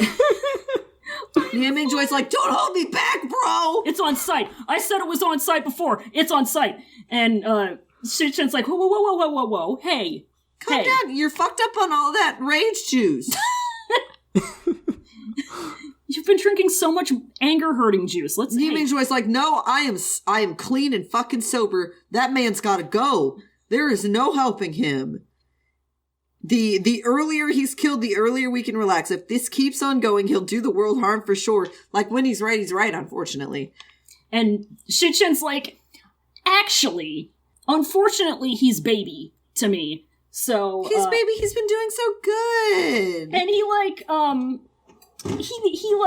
basically he knows how to deal with Niemingjoy. He's like, brings up the good things that Mengyo has done to levy it a little bit. Yeah, and he kind of like takes he looks Jiggy over, and then he's like, go take a little nap. I'm gonna talk to Daga. And so Jiggy walks off, being Mr. Sad Boy pathetic. And Shichen is like, hey, bro, he's got a lot going on right now. He's got a lot on his plate. Like, he's going just through really going through it, so I need you to have a little bit of sympathy, a little bit of empathy, okay? He's going through a lot of family stuff. You know how hard it is for him, okay? And Mingjoy's like, when is he not going through some shit? When is he not going through some shit? He's always got an excuse. Yeah. It's always something with him. And Lan Shichen's like, yeah, his life really sucks. That's because his life is bad. And this is where we find out that this is after Jin Zixuan has died. Madame Jin is being very mean to Jiggy. Yeah. We don't like it. Returned all of his lookout tower proposals. And Lan Shichen's like, said, fuck these proposals. He said, fuck these proposals. And Lan Shichen's like, can we just lay off on him for a little bit, please? He wasn't acting like himself. Like, you know that. He wasn't himself. Like, he's gonna get back on track. We just need to give him some time. And Yu Mingjoy's like, fucking, he better. I'm doing this for you. And then, surprisingly, a few days later, we're back in the Unclean Realm. He shows up. He shows the fuck up. He's goading, Your Honor. He's goading, Your Honor. He's pushing this. He's poking the tiger so goddamn hard. And, Nie Mingjoy is out there trying to train Nie Huaisong. Trying to get him to do anything. And trying to get him to do literally anything. Not working. No. Nie Huaisong is complaining that he's tired. Yeah. Mostly. And it's been like half an hour. Yeah. He's like, oh god, I'm so tired. It's so hot out here. I won't be able to learn it anyway. Yeah. I'm useless. I'm begging you to see that I have no potential. And, come on, it's up. It's time to rest. And Yu Mingjoy's like, we just got out here half an hour ago. Come on. And Nie Huaisong's like, but it's too hard. I'm allergic to saber. Yeah. I'm allergic to saber. It's like high school PE vibes. Yeah. You just rested 30 minutes ago is me since I turned 27. Yes. And Huaisong is like kind of treating this like a joke. And Wei Wuxian's like, oh god, this poor dude does not understand how angry NMJ is right now. Mm-hmm. He's mad. He is mad. So he just gets mad. He goes off. He's verbally. Like, a pig would have learned this by now. It's been a year and you haven't learned anything. Tellingly, he says, you don't have to excel, but you can't even protect yourself. Huh. You don't gotta be good at it. I just want you to be able to defend yourself. Please, I'm begging you. And, Jiggy is there kind of watching all of this from the shadows, and it's, And he's definitely not smiling about it, enjoying all of it. He's not. He's super not, is the thing. And Nie Mingjoy tells some servants, fellow cultivators, to carry out everything in Huaisong's room. Yep. Which are all of his fancy things, all of his fans, all of his artwork.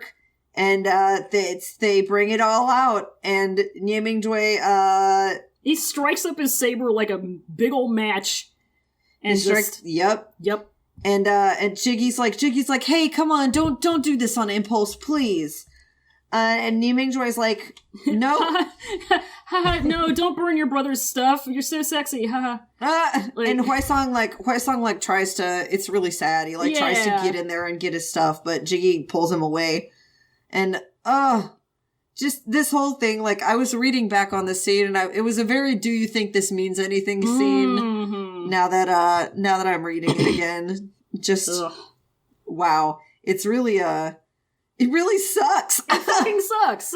Because he's like directly pre-chi deviation right now, I think. He's just really not having a good time. And he's just destroying everything that his loved one loves and destroying his life. And that's not a theme. It's not a theme. It's not like a symbols-ism. Who would call it a symbol? It's just stuff that happens. It's just stuff that gets broken. It's just fine. It's just stuff. Who cares? Themes are for 8th grade English class. Yeah, and Jiggy comes up. Why can get new stuff? It's fine. Yeah, Jiggy's like, yeah, I'll buy you new stuff, and then Yumin Joy's like, I'll burn that shit too. Try it. Watch and me. Hwasong's like, fine, bet, do it. So, and Jiggy, he's like, hey. And then Hwasong goes the fuck off. He goes off. Who the fuck wants to practice the damn thing? Let Hwasong say fuck. Let Hwasong say fuck. Let Hwasong be a good for nothing. He says, let me say fuck. Let me be a good for nothing. Whoever that wants to can be the sect leader. I can't learn it means I can't learn it, and I don't like it means I don't like it. What's the use of forcing me? Hate how that's me. First of all. Yeah. Hate it. Yep. And it just... It's also that scene from Lady Bird where it's like, I just want you to be the best version of yourself. God! Hwasong says, what if this is the best version of myself? Oh, God, that was fucking... What a good movie about nothing, by the way. That was so good. It's so good. But fucking, this whole thing sucks so much because for the most part, if this were current day, this statement really wouldn't be all that unacceptable or abnormal, but in vampire times, China, yikes a Rooney. Yep. And like him being the successor, you know, NMJ being like, look, I don't want you to be good, I just want you to be capable enough that you don't die. Yeah.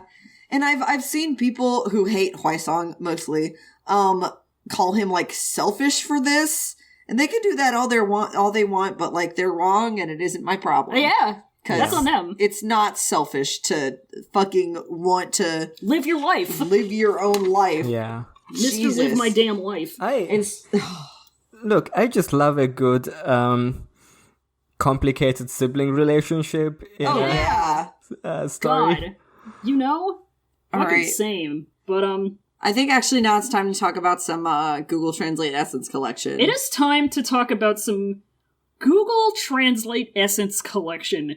So, keeping with the structure of this chapter, I think it's time for some NMJ angry moments. Okay, love that. So classic NMJ angry moments.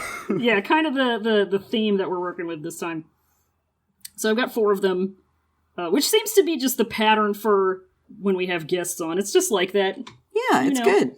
I like a nice even number. So I guess I'm gonna paste all of these into Discord, and y'all can take a look and decide. I'm seeing so many really great spellings of Niaming Choi's name already. Yeah, it's pretty good. It's out the corner of my eye. The algorithm, Google Translate looks at the final character in his name and has absolutely no idea what to do with it. It's like, I don't know what this is. I'm gonna take a guess. I'm not looking at Discord. Because once again, I saw just one word and it's really good. I want the last one. Fuck it. Okay, I know what process we're gonna go in. Okay, Janos, you can go first. Okay. The first one is just this one sentence, right? Yeah, and this one's from Chinese, I think. I think it's from Chinese. It's one of these super old ones that I've been hanging on to forever, so I don't remember anything about it. But judging from the way it has no idea what to do with NMJ's name, I'm guessing this is Chinese. Mm-hmm.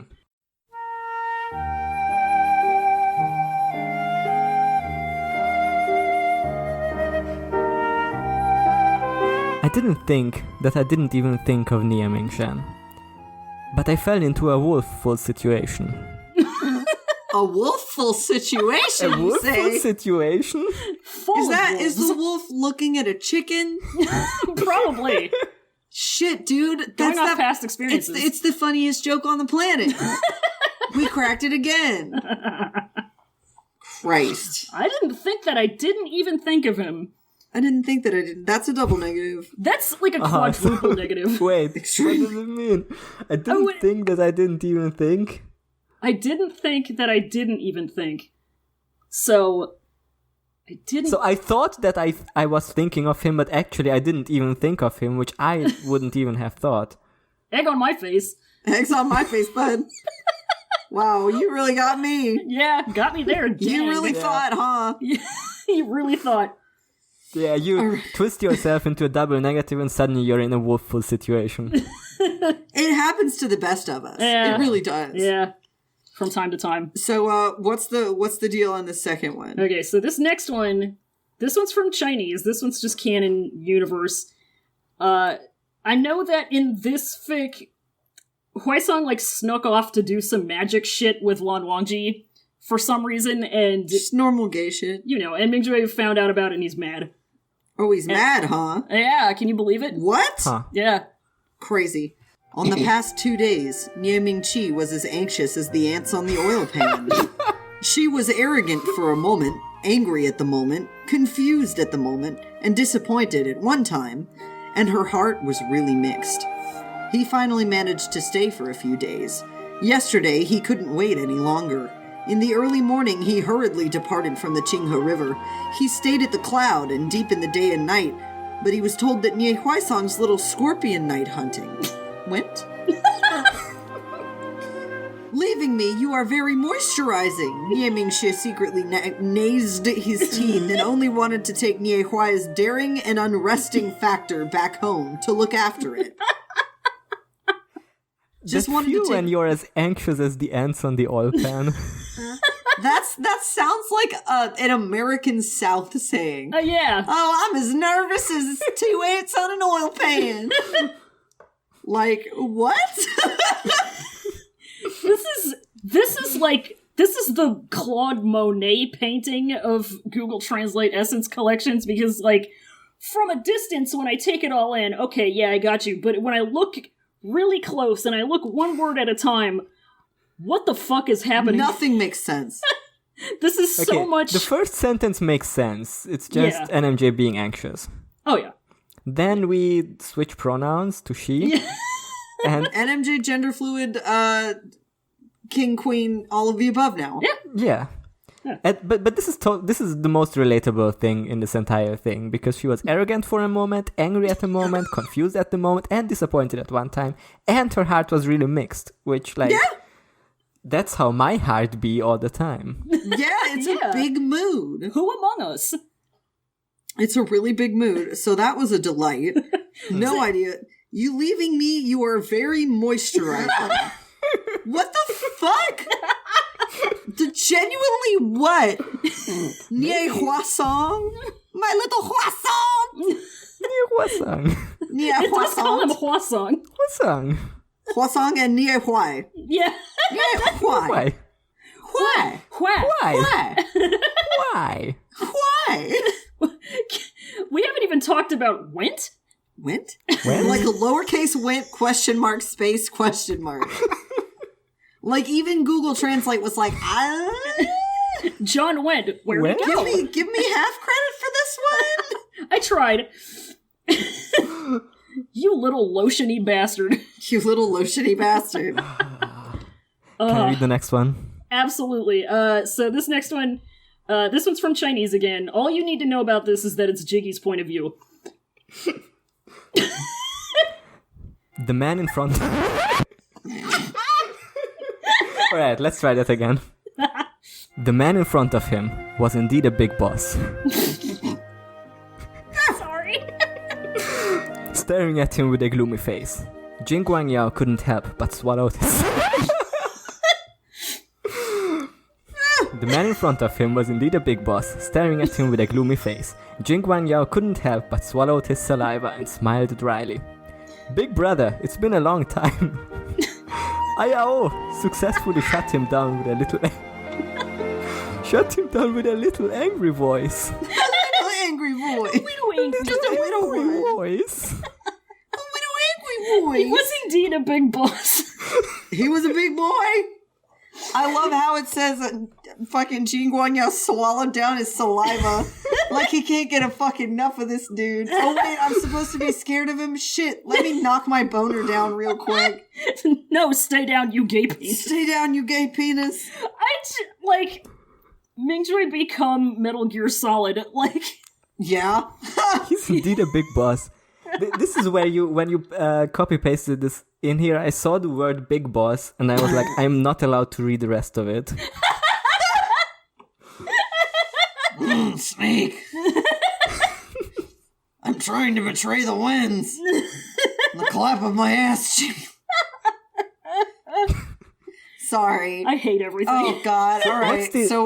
How do we interpret the last sentence, which is Ayao successfully shut him down with a little angry voice? So is Ayao Jing Guangyao? Yeah, yes. That's his little nickname. Yeah, is the prefix is like a baby nickname for Chinese names. Yeah, there's no like dash between it, but right, yeah. No, because Google Translate hates us. Yeah. Yeah. My favorite thing is sometimes it'll just like make and then the name just two separate words. Yes. So it's sometimes just hey, like yo. Yeah, oh yow. Hey. Yow. Hey, I'm yowing over here. Hey, I'm yowing over here. Yowing here. I love that he would just say ayow in his little angry voice. Ayow. It's like going ayo. Ayo. Ayo. Ayo. That's how I imagine the little angry voice, just ayo. Grumpy. Grumpy 4-year-old. Oh, God. All right. This very last one. It's a winner. This one's a winner. It's a winner. It's the first one I saw, and I immediately had to jump on it. So this last one, just for a change of pace, this one's from Polish. Oh, great. Yeah, this one's a modern yeah. AU. Jiggy and Lan Shichen are, like, trying to get NMJ to be a normal adult with hobbies, like going out and having friends and meeting people, and NMJ is having none of it. He's having none of it. Having none of it. Guangyao. He narrowed his eyes furiously as he gritted his teeth. Here, what moments it comes increasingly more women.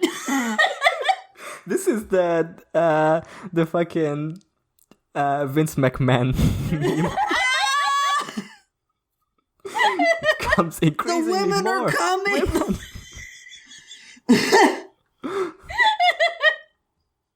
I hate when it increasingly more women. Actually, I love it when it comes increasingly more women. Yeah, it's actually pretty good. Yeah. I like when it hits me in waves. This guy hates it. Like this guy can't stand it. The tsunami that will eventually kill me. Give it to me.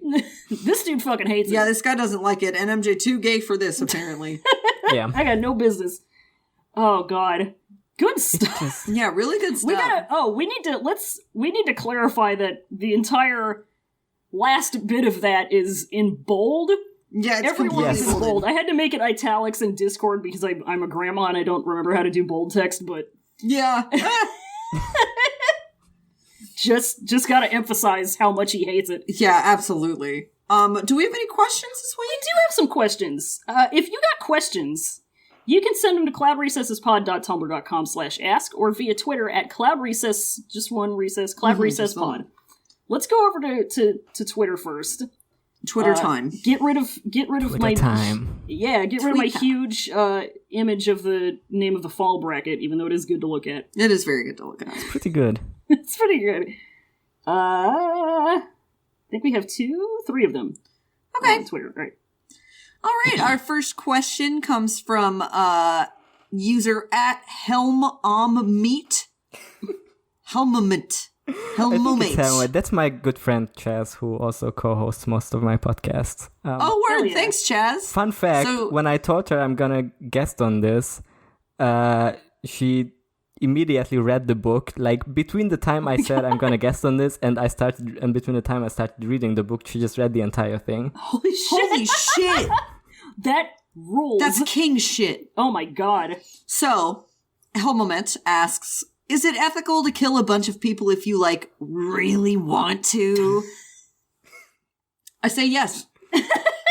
Yeah, like, not under normal circumstances, but like, if you really want to. Yeah, if you really want to. Yeah, barring unforeseen circumstances, if you really want to kill somebody, it's actually legal. Yeah. There's a loophole in the legal system. I don't know how it is for you in Hungary, but in the legal system here, if you really, really want to kill somebody, it's legal for you to fucking murder them. Yeah. So it's great. It works out really great for us because that's how common law and shit works. So. Yeah, it's actually it's based on English common law. It's actually the same.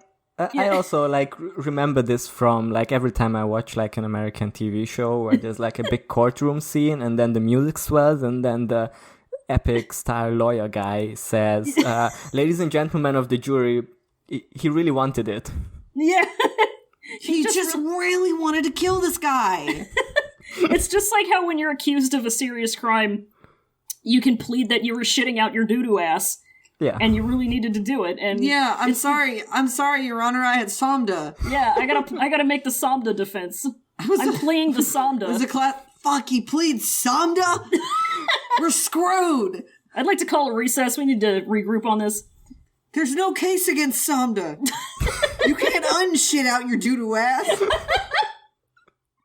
Sir, I was shitting out my doo-doo ass. Oh, I'm sorry. My mistake. It's one of those things that's totally stupid, but it's one of the funniest things ever to me.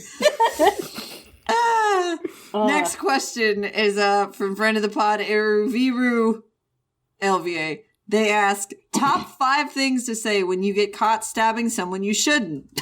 So basically, what would the characters say if, however plausible or implausible, they got caught red-handed? Okay, so we need 5 things, right? So let's just go around. I'm gonna say, oopsie. Yeah. Wei Wuxian would probably say, he deserved it. What are you gonna do, you know?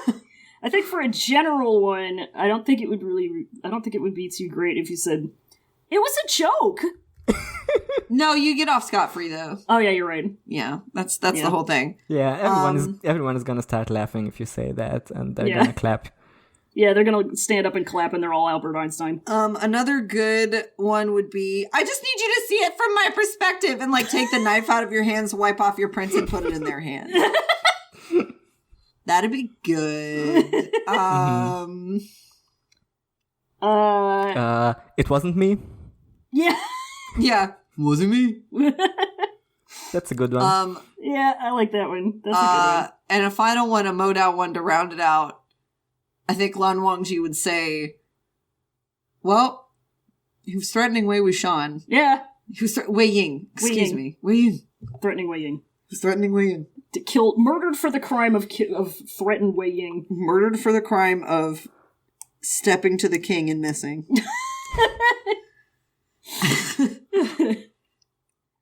This next oh my god. Yeah, I'm just reading it. This is a good one. This is so good. Next question comes from another friend of pod at Ask Jovery.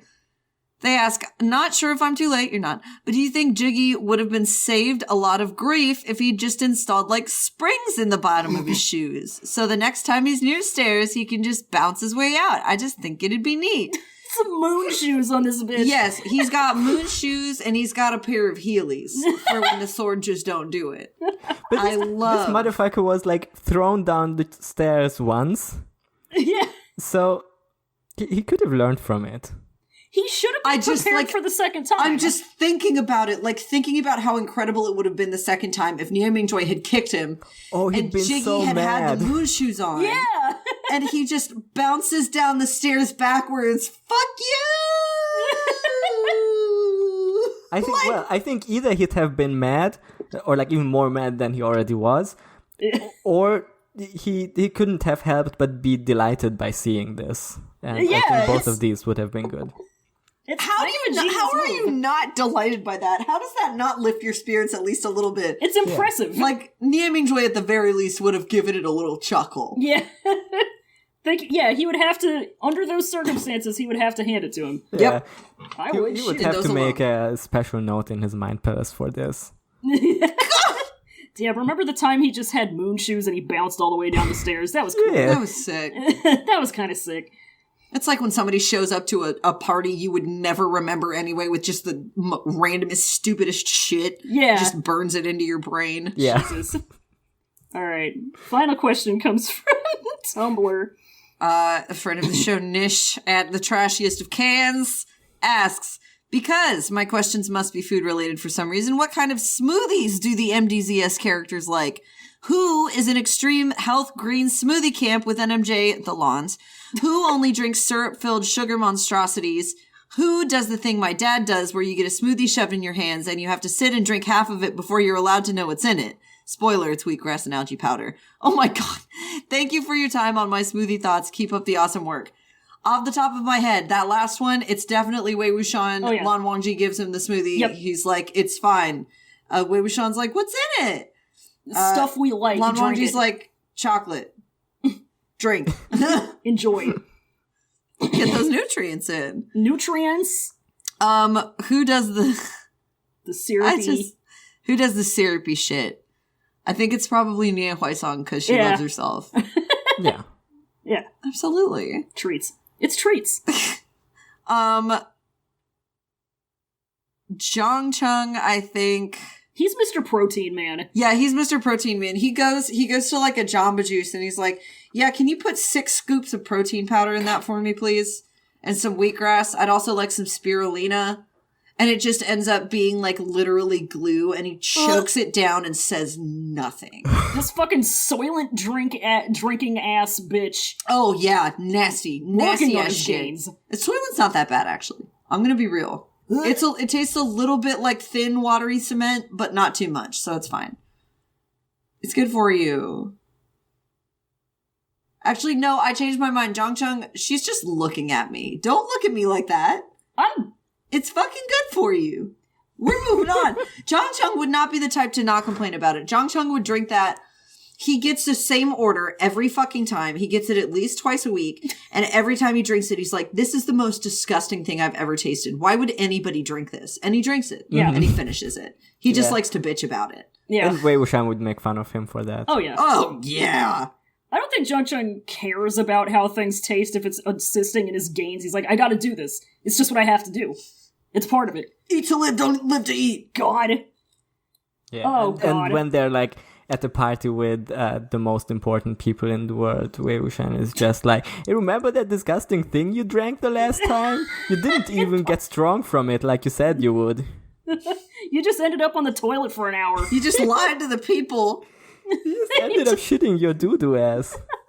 Took a shit the size of a toddler. And also took an L. God. You somded, man. You really somded it this time.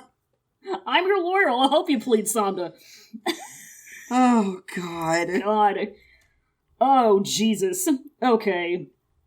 Well, I think that's gonna about do it for this week. That gonna do it? I think that's gonna do it. Next time we're gonna read chapter 50. Big Boy 50. Big Boy 50! It's gonna be the last part of the Guile arc.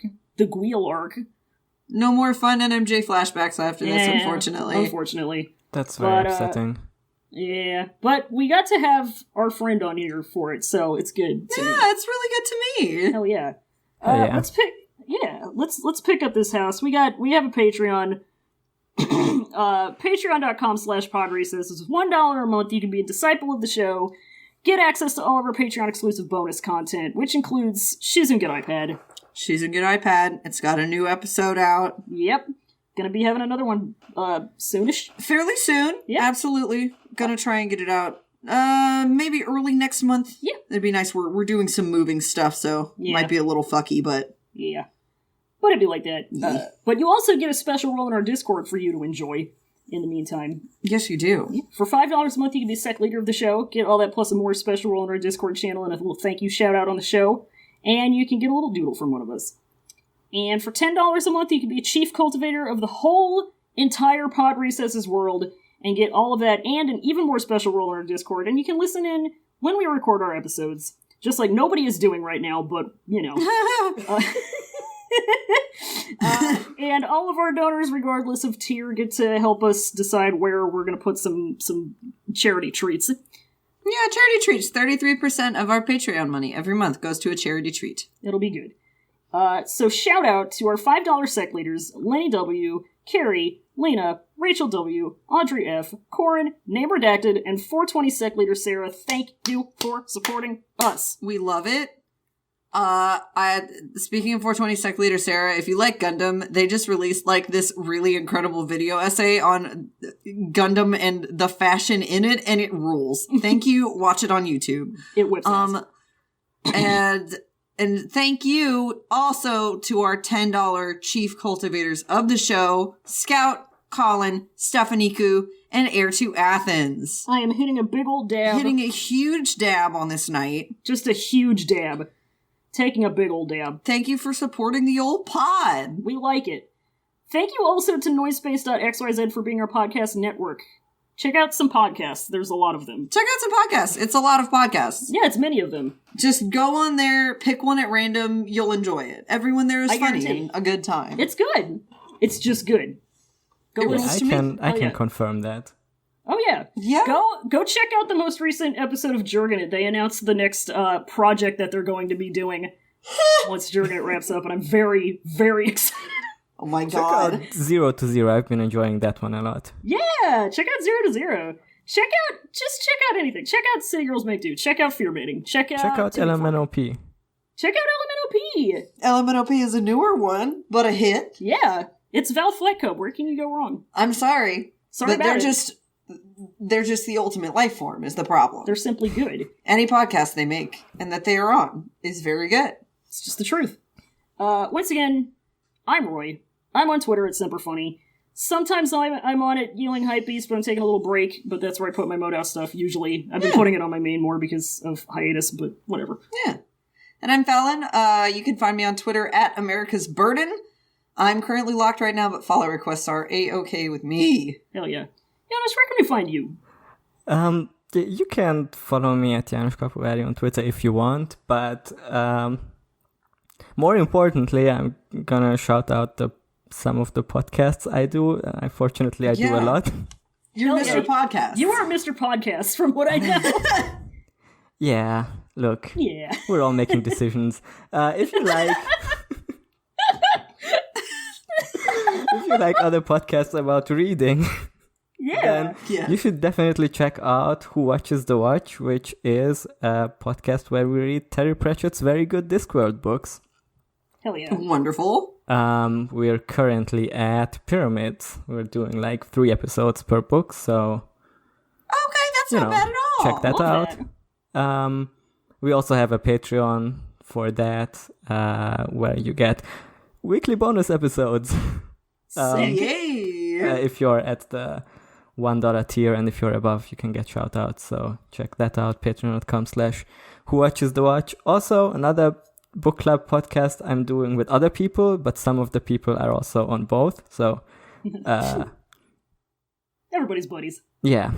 That podcast is A Song of Babies and Puppies, which is a real podcast of A Song of Ice and Fire.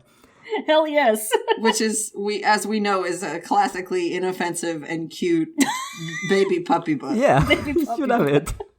It's normal. So, we love a baby and a puppy. Honestly, we're at a point where the babies and puppies are not having the greatest time, but don't tell that to anyone. We're still in denial. It's a secret. Also, this guy named Tyrion is there, and we hate to see him.